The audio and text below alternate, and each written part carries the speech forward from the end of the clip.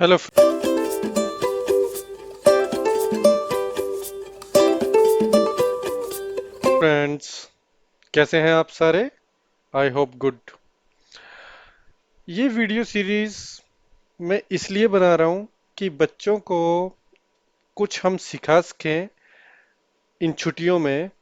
और बच्चे हमसे यूजली मोबाइल मांगते रहते हैं, है ना, टीवी देखते रहते हैं या कुछ भी इधर उधर का काम करते हैं पढ़ने के अलावा। तो क्यों ना एक छोटी सी एक्सरसाइज बच्चों को दी जाए कि पहले आप ये एक्सरसाइज कंप्लीट करो और उसके बाद अगर आपने खेलना है तो you are free to play. लेकिन पहले आप ये सीखो, तो इससे बच्चों की ग्रोथ भी होगी, उनकी लर्निंग भी बढ़ेगी और साथ के साथ एक हमारा जो बैड हैबिट है शायद वो भी दूर हो जाए, ज्यादा टीवी देखने की, मोबाइल देखने की। I hope you will like this video. और please, if you like it, don't forget to share, comment, like. Okay, आज की वीडियो में हम बात करेंगे टाइम के बारे में। तो हम जो सीखेंगे उसके बारे में आज हम बात कर लेते हैं कि आज हम टाइम के बारे में सीखेंगे कि टाइम को कैसे बोलना है हमें, अगर कोई इंग्लिश में पूछता है तो। अब हिंदी में अगर हम टाइम पूछें कि व्हाट इज द टाइम, मान लीजिए अभी आपके 7 बज रहे हैं, है ना, तो आप क्या बोलेंगे? इंग्लिश में इसको बोलेंगे 7 o'clock, राइट। तो आपको ये स्पेलिंग याद करनी है कि 7 o'clock बोला जाता है। इसी तरीके से 11 बज रहे हैं तो 11 o'clock। ओके। और जो भी आपका टाइम होता है उसी तरीके से आप बोल देंगे। These are very easy. ये छोटी सी एक्सरसाइज है, बहुत छोटी सी एक्सरसाइज है, जिसमें आप 5 o'clock, 2 o'clock, 3 o'clock, 4 o'clock ऐसा कह के अपने बच्चों को पढ़ा सकते हैं। और बच्चे अगर देख रहे हैं डायरेक्टली तो खुद से एक दूसरे से बात कर सकते हैं और खुद से इसके बारे में सीख सकते हैं। दूसरा, ये एक सिंपल सा टाइम था जब हमारा 7 o'clock हो रहा है या 8 o'clock हो रहा है या 5 o'clock हो रहा है, इस तरीके से। अगर हमारा या ऐसा ना होकर कुछ टाइम मेरा आगे या पीछे है, मान लीजिए 7:11 हुई हुई है, तो इसको आप क्या बोलोगे? 7 o'clock and 11 minutes, राइट? कुछ आप में से गैस कर रहे होंगे because you are the intelligent people. तो इसको जो हम बोलते हैं, इसको बोलने का पहले हम तरीका सीखेंगे और फिर आप मुझे बताएंगे कि इसको क्या बोलते हैं। जब भी टाइम हमारा ज्यादा हो जाता है, ठीक है, तो हम उसके अंदर पास्ट यूज करते हैं। तो किस तरीके से इसका फॉर्मूला बनता है? पहले मिनट्स आ जाती हैं, जितनी भी मिनट्स आपकी ज्यादा हुई हैं, फिर उसके बाद हम बोलते हैं पास्ट, है ना। तो पास्ट आपका यहाँ पर एक कीवर्ड है, तो आप बोलेंगे पास्ट। और फिर किससे ज्यादा हुआ हुआ है, तो वो ज्यादा किससे हुआ हुआ है? जो भी आवर्स आपके चल रहे हैं उससे। तो यहाँ पर आ जाता है आवर्स। तो यहाँ पर मिनट्स कितने ज्यादा हुए हुए हैं? 11। तो बोलेंगे 11 past 7। इट मीन्स कि 7:11 हो गई हैं। 11 past 7। सेकंड आपका एक और देख लेते हैं ऐसे ही। मान लीजिए 7:25 हो गई हैं, तो आप इसको क्या बोलोगे?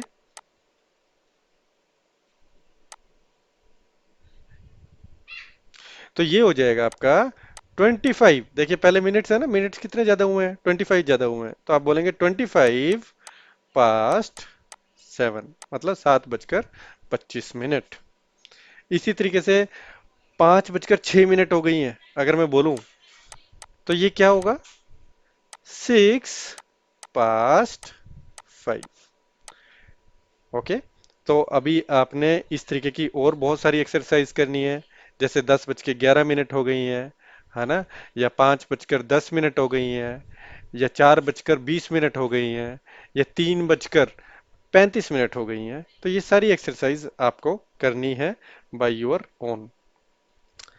अब इसी तरीके से आपका जो टाइम है, कई बार ऐसे भी बोल दिया जाता है कि अगर मान लीजिए आपका 3:40 टाइम हो रहा है, ओके, तो 3:40 तो आप बोल ही सकते हैं। आप ऐसा भी बोल सकते हैं कि 4 बजने में 20 मिनट है ना। या मान लीजिए 3:55 हो रही है, तो बेटर की अगर आप ये बोलें कि 55 past 3, आप ये भी बोल सकते हैं कि 5 मिनट रह रही हैं 4 बजने में। तो जब आपका इस तरीके का आता है तो आपका फॉर्मूले में मिनट के साथ जहां हम पास्ट लगा रहे थे, क्योंकि पास्ट मतलब बीत जाना, अब हमें लगाना है कि टू मतलब बचा हुआ है। तो टू और जो भी हमारा आवर्स है वो नंबर ऑफ आवर्स आप यहाँ पे लिख सकते हैं। इट मीन्स इस टाइम पे मैं कितनी मिनट रह गई है मेरी, 5 मिनट्स रह गई हैं। कितने बजने में, 2:04। तो इट मीन्स इट इज 5:04। तो 5:04 का मतलब क्या हुआ, 5:24 मत बोल देना इसको, राइट। इट इज 5 मिनट रह गई हैं 4 बजने में। It means 3:55 is the current time. अब मैं अगर आपसे एक क्वेश्चन पूछूं, अगर मैं बोलता हूं 12 to 2 लिखा हुआ है, व्हाट डज इट मीन?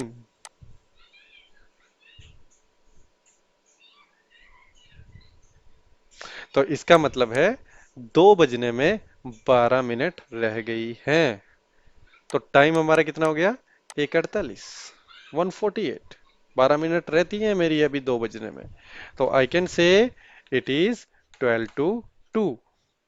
अच्छा, इसी तरीके से अगर मैं लिखूं 12 to 11, अगर मैं लिखूं 5 to 3, अगर मैं लिखूं 8 to 12, तो ये सारा क्या है, यू नीड टू टेल मी।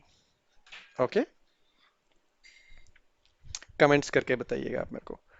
अब थोड़ा आगे और पढ़ लेते हैं टाइम के बारे में, ताकि हम टाइम का आज के दिन टाइम के बारे में सीखें। और अगर हमें किसी से बात करनी हो, कोई हमारा इंटरनेशनल फ्रेंड हो, या कोई हम इंग्लिश में किसी के साथ कम्युनिकेट कर रहे हो, तो हम टाइम को सही तरीके से बताएं। अब देखिए, टाइम में इस तरीके से भी आता है कि जब आपका 3:30 हो रहा होता है, या 4:30 हो रहा होता है, 1:30 हो रहा था, इस तरीके से कुछ रहता है, राइट।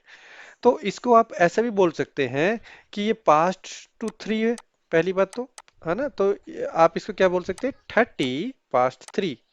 या आप ऐसे भी बोल सकते हैं कि 30 to 4, है ना। ये दो तो आप बोल सकते हैं। लेकिन इन दोनों के अलावा भी आप एक चीज कह सकते हैं, क्योंकि ये आपका 30 है, जो कि आपकी मिनट्स में 60 मिनट्स होती हैं। 60 को अगर हम 2 से डिवाइड कर दे तो क्या नंबर आएगा हमारा, 30 आएगा। तो ये हाफ है आपका, है ना। ये क्या है आपका, हाफ है। और जब आपका हाफ होता है तो बेटर कि आप 30 की जगह क्या बोल दें, हाफ बोल दें, है ना। तो हाफ एक ज्यादा अच्छे तरीके से आपका रिप्रेजेंट किया जाएगा कि इट इज हाफ। ओके। तो अगर मैं इसी को अब दोबारा से बोलना चाहूं तो मैं कैसे बोलूंगा, 30 की जगह में क्या लगा दूंगा यहाँ पर, हाफ लगा दूंगा। Half past 3। या मैं ऐसा भी बोल सकता हूं, half to 4। तो आपके पास एक अलग तरीका हो गया बात करने का, कि आपने एक हाफ यूज कर दिया। इसी तरीके से हमारा जो टाइम होता है वो 15 मिनट्स की ड्यूरेशन में भी चल सकता है, राइट। 15 क्या है, 60 मिनट्स का फोर्थ हिस्सा अगर आप निकालोगे तो दैट इज 15। और फोर्थ हिस्सा किसी चीज को बोलते हैं क्वार्टर। तो अगर मैं 3:15 बोलूं, तो मतलब मैं बजाय कि ऐसे बोलूं 15 past 3, मैं ऐसा बोल सकता हूं, इट इज क्वार्टर past 3। बात समझ में आई, जिसको हिंदी में बोल देते हैं 3:15। अगर मैं बोलता हूं 3:45, विच मीन्स 3:45। अब 3:45 को अगर मुझे इसी फॉर्मूले से चलाना है, तो आपको पता है कि 4 बजने में 15 मिनट है। या तो मैं ऐसे बोल देता हूं कि 15 to 4। और बेटर देन 15 मैंने अभी आपको क्या शब्द सिखाया है, कौन सा वर्ड सिखाया है, क्वार्टर। आप यूज कर सकते हैं क्वार्टर टू 4। तो क्वार्टर टू 4 मीन्स 3:45, 3:45। तो आपको हिंदी भी पता होनी चाहिए because you are from India. या अगर आप हिंदी बोलने वाले हैं तो आपको हिंदी में भी पता होना चाहिए, राइट। तो 3:45 मतलब 15 मिनट बचना 4 में से। 4:15 मतलब 4:15 हो जाना। तो अभी आपको मुझे बहुत सारी ऐसी एक्सरसाइज करनी है और आपको मुझे बताना है इन द चैट कि आपने क्या किया और आज क्या सीखा। अब बिफोर वी लीव, है ना, इससे पहले कि हम जाएं, आज के लिए बाय बाय करें, मैं आपको कुछ और भी टाइम के बारे में बताना चाहूंगा जो आप लोगों को लर्न करना है और ये आपका यूज होगा थ्रू आउट द लाइफ, है ना, लाइफ लॉन्ग आपके लिए ये लेसन्स रहेंगे। तो सबसे पहले टाइम के बारे में अगर मैं बात करूं तो हम कुछ इडियम्स पढ़ लेते हैं। जैसे टाइम फ्लाइज। फ्लाई मतलब क्या होता है? उड़ना। और टाइम का तो आपको पता ही है। तो टाइम फ्लाइज का मतलब क्या हुआ? मतलब टाइम उड़ गया। और टाइम उड़ गया का मतलब क्या हुआ? जो चीज एकदम बड़ी जल्दी चली जाती है उसको बोलते हैं उड़ जाना। तो अगर टाइम बहुत जल्दी जा रहा है तो उसे बोलते हैं टाइम फ्लाइज। जैसे कि जब आपकी छुट्टी होती है स्कूल से तो टाइम एकदम जल्दी स्पेंड हो जाता है, तो हम बोलते हैं टाइम फ्लाइज, है ना, कि टाइम जो है एकदम क्विकली जा रहा है हमारे पास से। तो this is your first phrase जो आपको याद करना है। Second, don't kill time. तो किल का मतलब क्या हुआ? मारना। मारना मतलब असली में हम चाकू लेके टाइम को मार नहीं रहे हैं। मारना मतलब हम बर्बाद कर रहे हैं। तो जब कुछ हम ऐसा काम कर रहे हैं, मान लीजिए आप पढ़ नहीं रहे हैं, सिर्फ मोबाइल पे ही सारा टाइम लगा रहे हैं, मोबाइल देखना चाहिए, है ना, लेकिन एक ड्यूरिंग द टाइम टेबल, कोई टाइम टेबल आपको बना के रखना चाहिए, राइट। तो अगर आप सारा टाइम स्पेंड कर दे रहे हैं कोई ऐसी चीज पे जो आप अपना वेस्ट कर रहे हैं पूरा टाइम, तो हम बोल सकते हैं डोंट किल योर टाइम। आप अपना टाइम बर्बाद मत करिए। ओके। तो ये आपका सेकंड फ्रेज था जो मेरे ख्याल से आप लोगों को समझ में आया और आपको ये याद करने हैं फ्रेज सारे। तीसरा और सबसे लास्ट, उसके बाद आज की क्लास खत्म, and that is beat the clock. Beat the clock. Beat मतलब मारना। तो इसका मतलब हम क्लॉक को मारना नहीं शुरू हो गए। इसका मतलब आपको समझाने के लिए मैं आपको एक एग्जांपल देता हूं छोटा सा। दो बच्चे हैं, अद्विता और सैम। उनके पेरेंट्स ने कहा कि आपको 2 to 4 PM में सारा स्कूल का काम कंप्लीट करना है इन 2 घंटों में। तो उन बच्चों को मिले थे 2 आवर, है ना, 2 घंटे मिले थे उनके, 2 आवर्स उनको मिले थे। लेकिन ये बच्चे बहुत इंटेलिजेंट बच्चे हैं। तो सैम ने और अवि ने यही काम विद इन 1 आवर और 30 मिनट्स कर दिया। मतलब 3:30 पे कंप्लीट कर दिया। 3:30 को हम कैसे बोलेंगे? एनीबडी? Half past 3। तो हाफ पास्ट 3 कर दिया, मतलब अभी भी उनके पास 30 मिनट्स थी जो उन्होंने बचा ली। तो जब कोई ऐसे काम जल्दी कर देता है जो भी लिमिट तय की गई है उससे पहले, उसको बोलते हैं ही बीट द क्लॉक। तो इस टाइम पे जो हमारा एग्जाम्पल है वो सैम और रवि को लेकर है। तो Sam and Ravi beat the clock, है ना, क्योंकि उनको लिमिट 2 घंटे की थी लेकिन उन्होंने पहले ही कंप्लीट कर दिया। आई होप ये वीडियो आप लोगों को अच्छी लगी होगी। प्लीज कमेंट, मैं और ऐसी वीडियोस बनाता रहूंगा ताकि बच्चे ज्यादा से ज्यादा सीखें। एंड लाइक भी कीजिए, सब्सक्राइब भी कीजिए। I would like to say thank you to everybody for watching.